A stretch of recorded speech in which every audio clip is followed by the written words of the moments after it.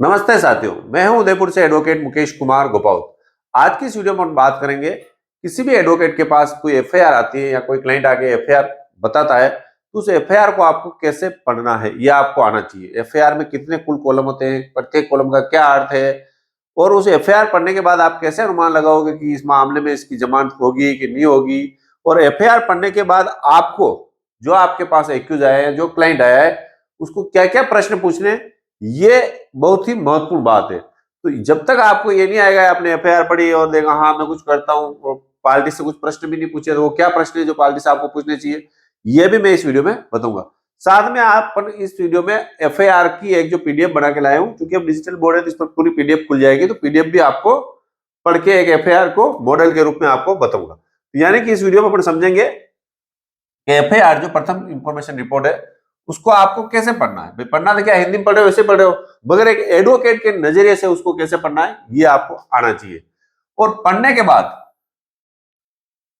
अनुमान एवं तैयारी क्या करनी है। अनुमान मतलब आपको क्या अनुमान लगाना है कि इस मामले में क्या बेल हो जाएगी कि बेल नहीं होगी, किन एक्यूज का नाम कट सकता है, किन एक्यूज का नाम नहीं कटेगा, क्या थाने वाले एफआईआर दे देंगे या थाने वाले चालान पेश करेंगे, क्या इसकी जमानत हाई कोर्ट से होगी, क्या इसकी जमानत डीजे कोर्ट से होगी, या क्या इसकी जमानत मजिस्ट्रेट के न्यायालय से भी हो जाएगी। ये सारे अनुमान आपके दिमाग में, क्लाइंट आपके सामने बैठा है उसमें आपके दिमाग में दौड़ने चाहिए, और उसी अनुसार आप आपकी फीस भी तय करनी है कि आखिर आपको कितना काम इसमें करना पड़ेगा।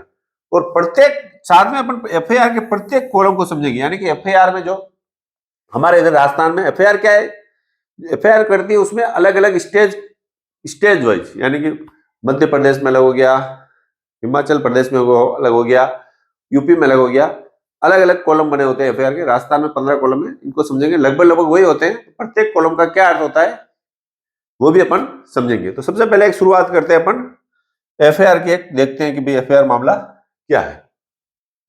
ठीक है ना। एफआईआर देखने के लिए देखिए, ये है एक एफआईआर। ठीक है।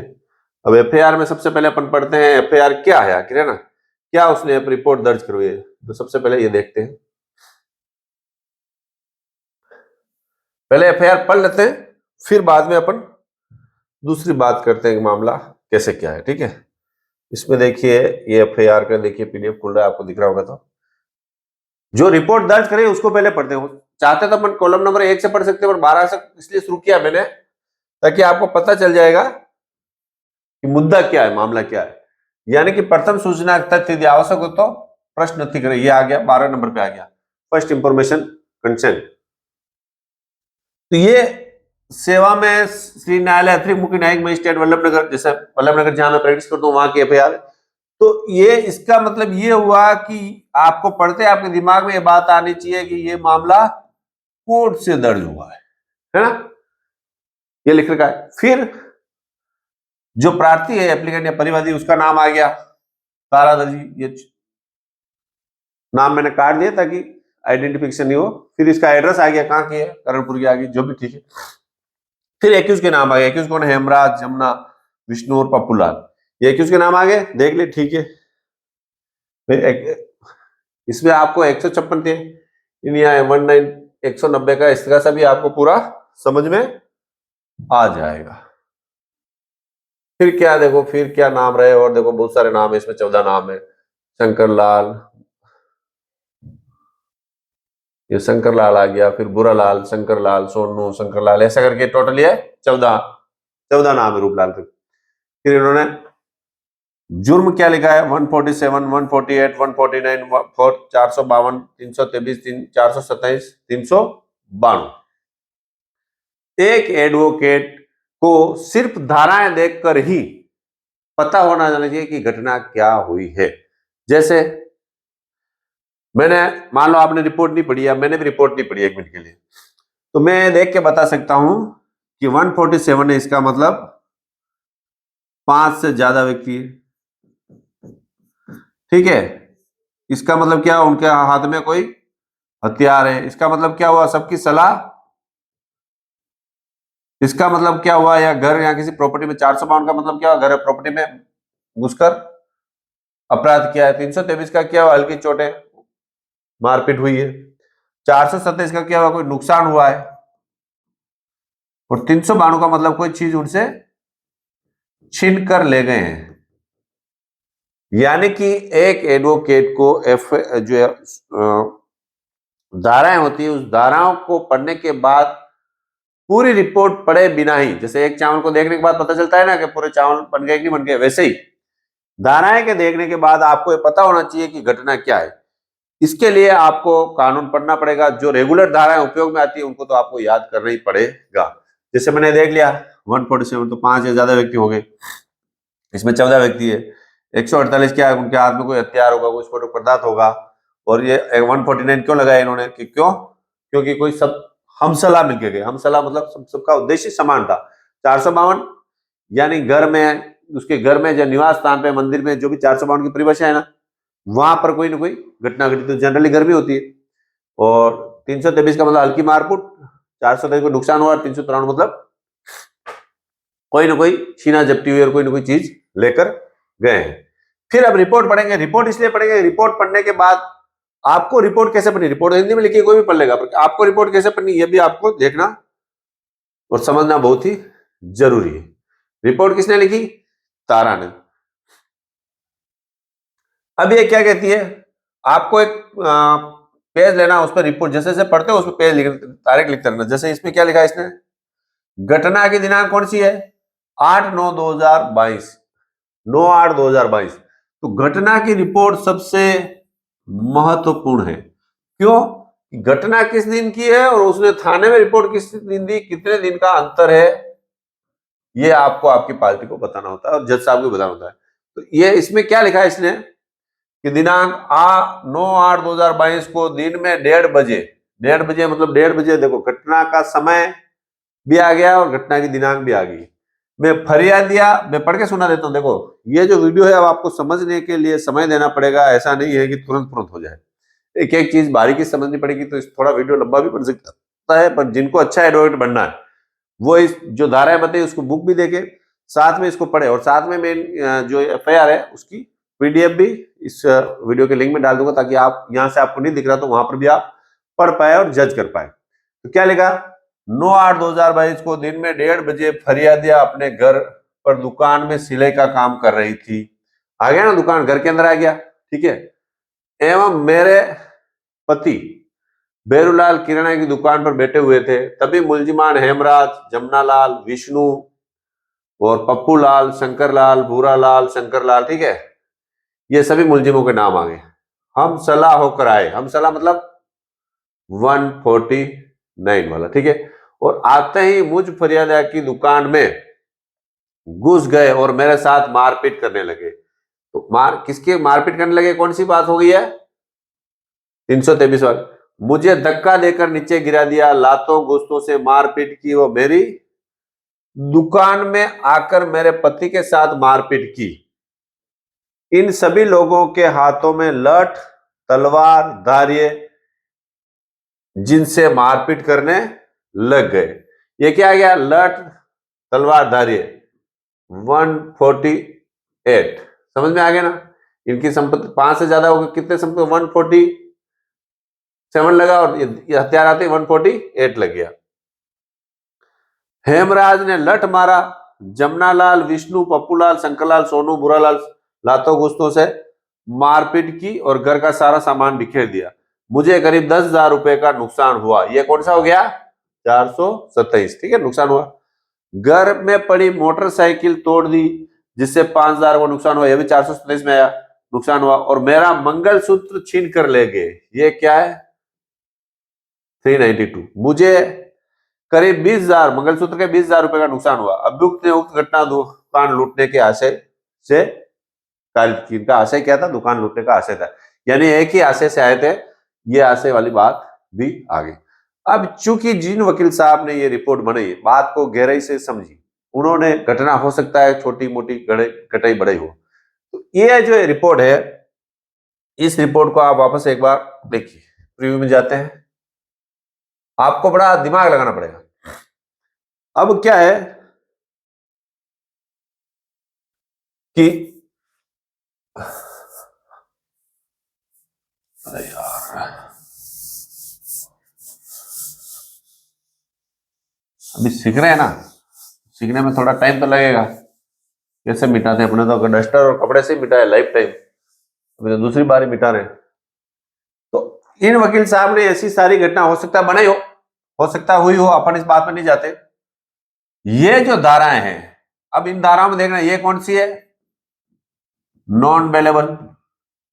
427 कौन सी है, बेलेबल। 327 बेलेबल। 452 नॉन बेलेबल, ये बेलेबल, ये बेलेबल, ये बेलेबल, ठीक है। तो इनका वकील साहब का उद्देश्य है कि ये सारे एक्यूज पकड़े जाएं 14 ही, और कहां जाए, जेल में। इसलिए नॉन अवेलेबल धाराएं डाली गई। हो सकता है घटने भी हुई हो, यानी कि इन धाराओं को पढ़ने के बाद आपके दिमाग में ये बात आनी चाहिए कि भाई मामला गंभीर है। अगर मान लो ये दोनों धाराएं नहीं होती, बात को गहराई से समझिए, पूरे यूट्यूब पर कोई समझाने वाला आपको नहीं मिलेगा। आपके गुरुजी के थैले तोक तोक के आप थक जाओगे, सुबह से शाम तक दौड़ते रहोगे।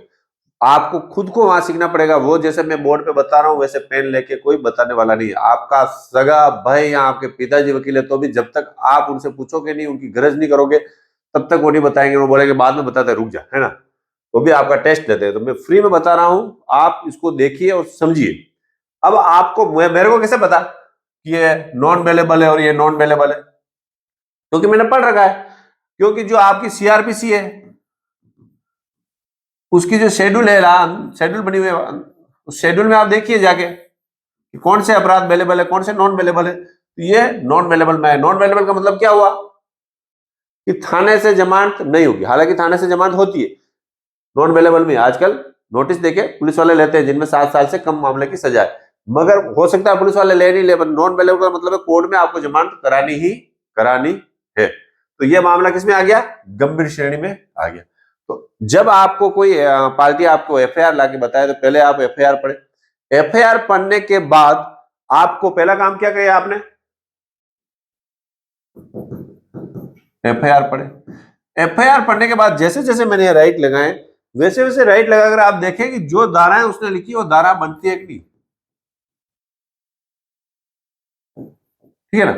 दूसरी बात और बताता हूं मैं, ये तो कोर्ट का इस्तीफा आया है ना, इसीलिए ये सारी धाराएं आ गई। अगर ये धाराएं नहीं होती, मान लो कोर्ट का इस्तीफा नहीं होता, तो इसकी शुरुआत कहां से होती, रिपोर्ट की? इसकी रिपोर्ट की शुरुआत कहां से होती, यहीं से होती। बस नाम, ये धाराएं होती नहीं, फिर यहीं से होती। तो आपको जरूरी नहीं कि आपके सामने धाराएं होंगी। ये 90% मामलों में नहीं होगा ऐसा। कितने परसेंट मामलों में नहीं होगा? 90% जो एफआईआर होगी उसमें आपके सामने दायर एफआईआर है अगर तो होगी, रिपोर्ट है तो रिपोर्ट में नहीं होगी, एफआईआर में तो होगी। एफआईआर में कहां लिखी होती है? ये तो इस्तिगासा इसलिए यहां पे लिखी हुई है। इस्तिगासा नहीं है तो कहां लिखी हुई, ये भी मैं बताता हूं। तो आपको पता करना है कि बेलेबल है या नॉन बेलेबल मामला है, उस आधार पर उस पार्टी से बात करनी है। फिर इस्तिगासा देखो, इस्तिगासा को भी समझ लीजिए, इसमें आगे क्या लिखा है इन्होंने, आगे भी देखते पढ़ते हैं, देखो कुछ तो लिखा होगा वकील साहब ने, है ना। फिर सेकंड कलम क्या लिखी, देखो आपको इस्तिगासा अभी इसमें लिखना सीख जाओ आपने। पहले क्या हुआ था, देखो डिजिटल बोर्ड का क्या फायदा, ये सबसे बड़ा फायदा यही है। क्या फायदा है कि आप इसमें देख सकते हो।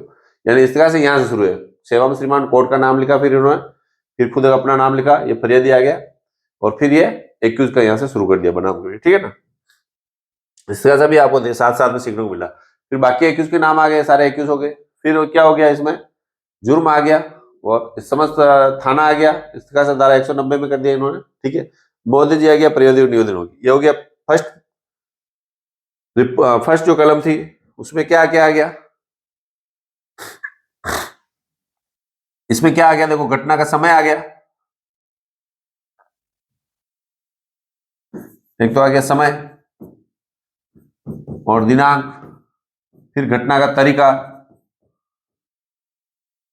ये भी आ गया ना, घटना का समय, और एक्यूज के नाम, और उसके पति को इसने गवाह बना दिया। किसका किसका आ गया, गवाह का भी नाम। यानी कि जिन किसी भी, क्योंकि ये किसने बनाया, इस तरह से वकील साहब ने बनाया, तो जिन किसी भी वकील साहब ने बनाया उन्होंने अपना दिमाग लगाया, इसमें समय भी डाल दिया, तारीख भी डाल दी, तरीका भी डाल दिया, कैसे मारपीट हुई, गवाहों के नाम भी डाल दिए, और घटना का पूरा वर्णन भी कर लिया, किसके हाथ में क्या हथियार था ये तक भी उन्होंने लिख दिया, है ना।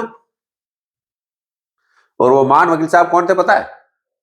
जी हाँ, ये रिपोर्ट मेरे द्वारा ही दर्ज करवाएगी, यानी कि इस रिपोर्ट में मैं प्रार्थी की तरफ से एडवोकेट हूं। अभी चल रहा है कोर्ट में मामला। वकील साहब आप खुद कोई मान बता रहे हो। अरे यार मान नहीं बता, मजा तो करने पड़ते हैं लाइफ में। जिस आदमी ने लाइफ को मजे से नहीं जीना, उसको समझ लो कि उसकी तो जिंदगी खराब है। रोते होते जीवन कभी नहीं जीना चाहिए। जीवन हमेशा हंस के जियो। 1000 रुपए रोज के आ जाए तो हंस के, 10,000 आ जाए तो भी हंस के। अब देखो ये जा क्यों नहीं रहा यार ऊपर, है ना, खत्म हो गया। देखिए फिर क्या है इसमें, सेकंड, उक्त आशय की, डिजिटल बोर्ड सीखने में समय लगेगा ना। उक्त आशय की सूचना, उक्त आशय की सूचना मुझ फरियादी ने तत्काल पुलिस थाना वल्लभनगर को मौखिक दी, ठीक है ना। थाने में रिपोर्ट दी उसने। बाकी तो कोर्ट क्या बोलती कि पहले थाने जाओ फिर इस्तीगासा करो, तो उसने क्या लिखा, थाने में रिपोर्ट दी जिस पर कोई कार्रवाई नहीं हुई। मेरे द्वारा दिनांक 13/8/22 को लिखित रिपोर्ट दी गई, जरिए डाक भी रिपोर्ट प्रेषित की गई, लेकिन पुलिस द्वारा न तो प्रकरण दर्ज किया गया और न ही मेडिकल कराया गया, न ही कोई कार्रवाई की। घटना की वीडियो भी वायरल हुए, कुछ ने नॉर्मल वीडियो बनाया वो भी वायरल है। अब तो फिर इसने घटना की तारीख क्या लिखी, आपको इसमें पकड़ सकते हो कि 9/8/2022 को घटना हुई, और इसने थाने में रिपोर्ट कब दी, 13/8/22, 9, 10, 11, 12, 13, 4 दिन बाद दी, क्योंकि 4 दिन बाद आई थी मेरे पास, है ना। ये जो एक्यूज के एडवोकेट होंगे उनके लिए फायदे की एक पॉइंट है। फिर इस तरह से हमें धारा भी लिखनी पड़ती है, कौन कौन सा अपराध बना, तो जो अपराध बना वो आपको लिखनी पड़ेगी। वो आप कब लिख पाओगे, या तो फिर बार बार आपके सीनियर से पूछोगे वकील साहब इसमें कौन सी धारा कौन से लिखूं, या फिर पूरी बुक में पढ़ोगे क्या। तो आपको मोटा मोटा जब तक आप बुक नहीं पढ़ लोगे 3, 4, 5 बार, तब तक आपके दिमाग में नहीं बैठेगी कौन सी घटना कौन सी धाराएं होती है। इसका एक ही तरीका है, आपको लगातार 3 घंटे डेली पढ़ना है, ठीक है। फिर है उक्त घटना का स्थान कहाँ हो भाई, तो वो कोर्ट बोले कि हम ही क्यों सुने, तो करणपुर है, पुलिस थाना वल्लभनगर लगता है, इसलिए आपको माननीय न्यायालय को सुनने का क्षेत्राधिकार प्राप्त है। ये घटना का वो भी दे दिया इन्होंने। फिर ये कोर्ट की भाषा देखो, कोर्ट में जो चाहिए वो, इसका ऐसा उचित न्याय शुल्क पर पैसे जो भी कोर्ट फीस लगती है, 1 रुपए लगता है हमारे इधर, तो अतः निवेदन इस्तिगासा धारा 156(3) जाब्ता फौजदारी के तहत पुलिस स्टेशन वल्लभनगर भिजवाने का निवेदन। यानी कि जिस व्यक्ति ने इस्तिगासा पेश किया वही चाहता है कि इसका इन्वेस्टिगेशन पुलिस द्वारा किया जाए। कोर्ट को खुद को प्रसंज्ञान लेने के लिए कोर्ट में बयान करने का उसने निवेदन नहीं किया है, ठीक है। फिर ये तारीख आगे किस तारीख को उसने पेश किया, ठीक है। फिर इसके नीचे देखो, अब जो बात करते हैं अपन, ये पूरा इस तरह से आ गया। अब जो अपन बात करते हैं एफआईआर के प्रत्येक कॉलम, अब ये पढ़ने के बाद आपको क्या क्या पार्टी से पूछना है ये भी आप समझ लीजिए। ये इस रिपोर्ट में कुल कितने आदमी आ गए मुलजिम,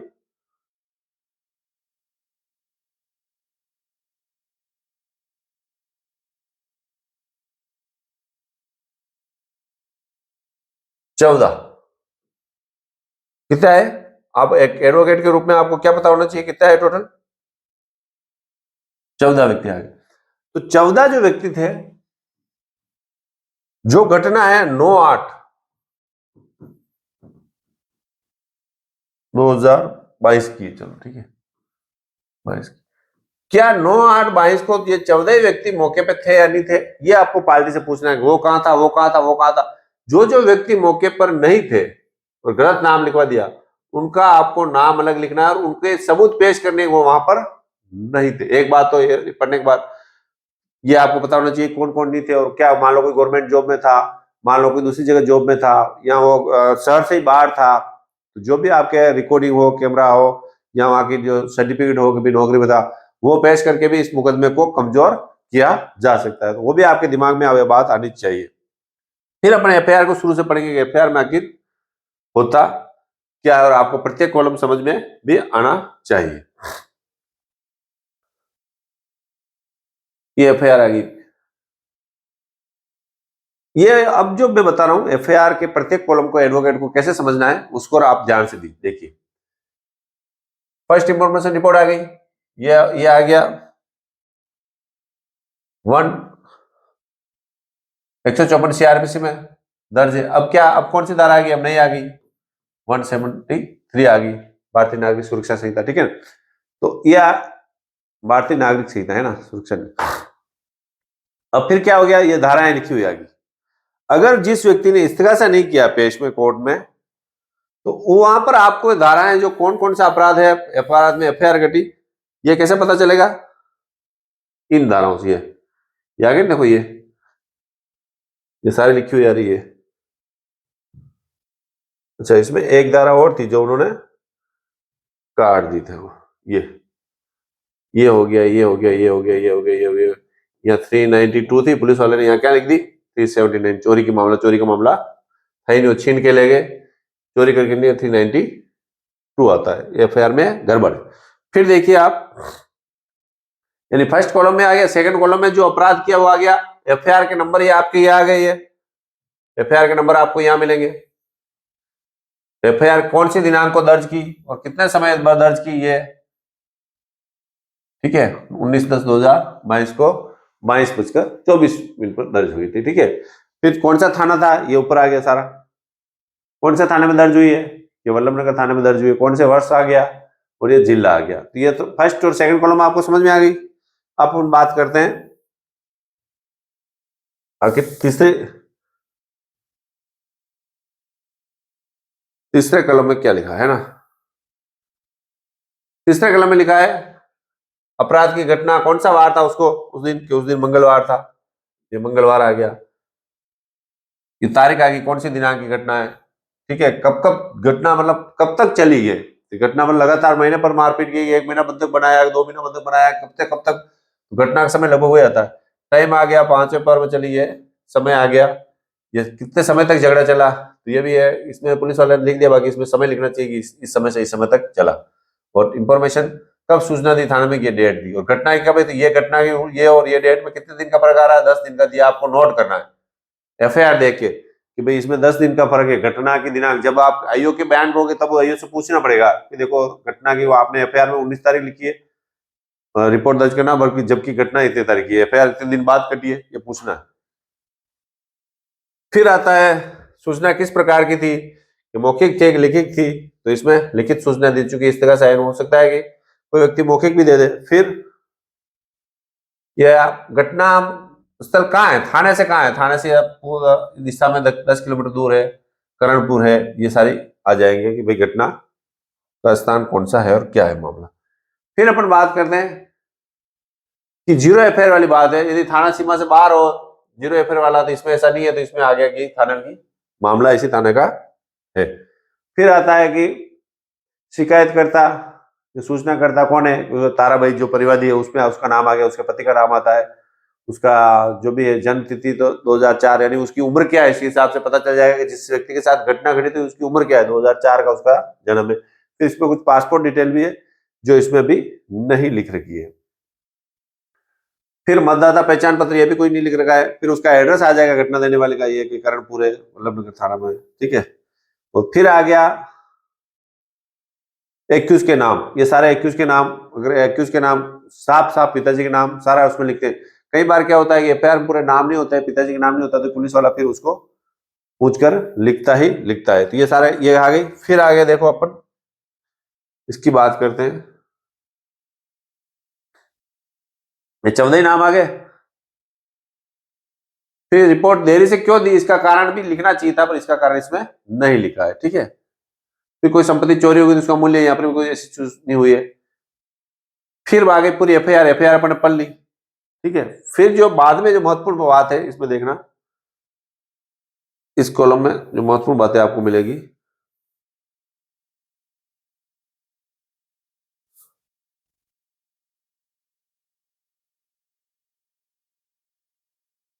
कहाँ गया यार,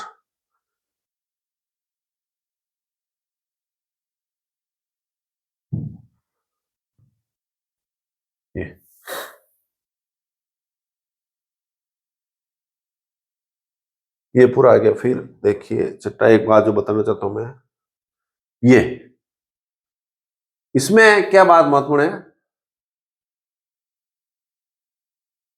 सीआरपीसी के जरिए डाक से प्राप्त हो। डाक से मतलब कैसे, ये इस तरह से कैसे प्राप्त हो पुलिस को, कोर्ट से प्राप्त हुआ, कोर्ट की डाक से, ठीक है। मामला, फिर पुलिस ने पूरा मामला लिखा, अगर कोई व्यक्ति इस तरह से नहीं करता है और रिपोर्ट करता है तो पुलिस फिर अपनी फाइंडिंग यहाँ लिखती है इस धारा में अपराध बनना पाया गया, ठीक है। इधर भी इसने चोरी का लिख दिया, चोरी का मामला बनता नहीं है। पाया जाने से तब तफ्तीश हेड कांस्टेबल श्री संग्राम सिंह, ये उनके बेल नंबर आते हैं, तो संग्राम सिंह जी को दी थी। तो आपको एफआईआर पढ़ने के बाद ये पता चल जाएगा कि आपको किस पुलिस वाले से मिलना है, ठीक है ना। मतलब पुलिस वाला किससे जाके आपको बात करनी है, यहाँ आपको पता है एफआईआर से चल जाएगा मुझे इससे। थाने में तो कई सारे पुलिस वाले, आप किससे जाके मिलोगे, तो संग्राम सिंह जी पुलिस वाला है, उससे आपको जाके इस संबंध में जानकारी लेनी है, ठीक है।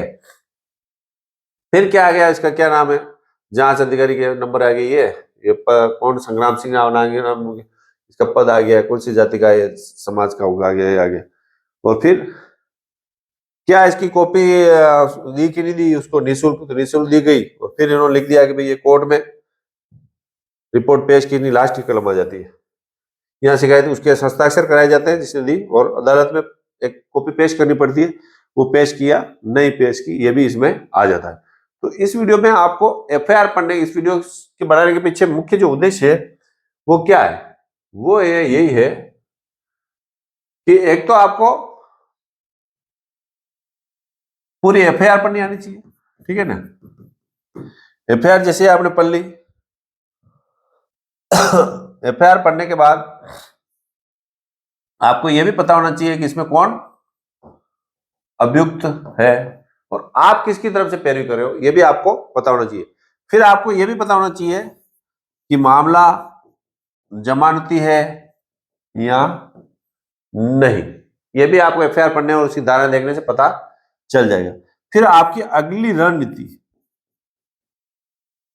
वो भी आपको बनानी है, अगली रणनीति अब मुझे क्या बनानी है। जैसे कि यह मामला है, इस मामले में आपकी अगली रणनीति क्या होनी चाहिए। जैसे कि ये मामला है, इसमें कोई ना कोई तो आपको अगली रणनीति करनी पड़ेगी ना। एक रणनीति तो हो सकती है कि थाने में ही आप मूल धाराएं कटवा दें और इसको नॉन बेलेबल से बेलेबल में आप चालान दिलाएं, या इस मामले को झूठा करके थाने से ही एफआईआर, इसलिए आपको पुलिस वाले से जाकर मिलना चाहिए, झूठा है कोई घटना नहीं, एफआईआर दीजिए। या फिर दूसरी बात, इसको नॉन बेलेबल भी किया जा सकता है। तीसरी बात, पुलिस वाला अगर इस बात पे नहीं मानता है, उसी में आता है, तो आप अग्रिम जमानत में भी जा सकते हो, या फिर आप हाईकोर्ट जाकर इसको क्रेश में भी लगा सकते हैं। ये चौथी बात होगी, ठीक है। पांचवी बात, हाईकोर्ट में आप अग्रिम जमानत कराओ या सेशन में भी आप एंटीसिपेटरी बेल कराओ, ये सारे आपके दिमाग में आएंगे। अब कौन से मामले में क्या क्या करना चाहिए, ये आपको सटीक, यानी कभी कभी आप अंतरिम बेल के लिए जाते हो और फिर बाद में पता चलता है कि यार मामला नहीं बन रहा था और गलत चक्कर में पड़ जाते हो। तो इसका आपको गहन ध्यान लगातार जो वीडियो आएंगे उसमें बता रहूंगा। इस एफआईआर में क्या हुआ था, पुलिस वाले ने क्या किया था, नॉन बेलेबल, ठीक है ना, से बेलेबल बना दी अपराध। यानी कि जो दो धाराएं थी, कौन कौन सी धाराएं थी, 452 उसको काट दिया, प्लस 392 जो लूट वाली थी उसको भी काट दिया। 452 काटने के लिए उसने क्या लिखा कि घटना घर के बाहर हुई थी, चालान तो दिया, तो इसके लिए लिख दिया कैसे कि छीना झपटी नहीं हुई। और मामला, ये दोनों धारा हटने के बाद सारी मामले धाराएं कौन सी हो गई, बेलेबल होगी। बेलेबल होने से क्या उनकी थाने में जमानत होगी। कैसे बेलेबल हुई उसको चालान चार्जशीट भी नेक्स्ट वीडियो में पढ़ेंगे। तो इस एफआईआर की मैं आपके पीडीएफ डाल दूंगा ताकि पीडीएफ आप देख सको। एक एक एफआईआर को ध्यान से आपको पढ़ना है, राइट लगाना है। अच्छा, पार्टी से पूछना है कितने व्यक्ति थे, क्या था, रियलिटी क्या थी, सारे मैटर आपको अच्छे से पता होना चाहिए। तो अब अपने जो वीडियो आएंगे फौजदारी जो एफआईआर, ये सिंपल एफआईआर बताइए, 2-3 एफआईआर और देख लेंगे जिसमें लूट की हो गई, 420 की हो गई, एक्सीडेंट की हो गई, है ना, 376 की हो गई। एफआईआर को समझना आपको आना चाहिए। फिर आपको चालान, पुलिस वाला चालान कैसे बनाते हैं वो भी पीडीएफ पे खुलता रहेगा, पीडीएफ पे देखेंगे पुलिस ने आखिर चालान किन धारा, एफआईआर में क्या धारा थी, पुलिस वालों ने किन धाराओं को माना, किस आधार पे उनको काटा, चालान में क्या क्या चीज आती है, वो सारे भी अपन समझेंगे। इसके लिए आपको चैनल को सब्सक्राइब अवश्य करें और चैनल को ज्यादा से ज्यादा लोगों को शेयर करें ताकि जिन जिन लोगों को और भी जरूरत है उनके पास भी ये वीडियो जा सके। तो पुनः धन्यवाद, नमस्कार।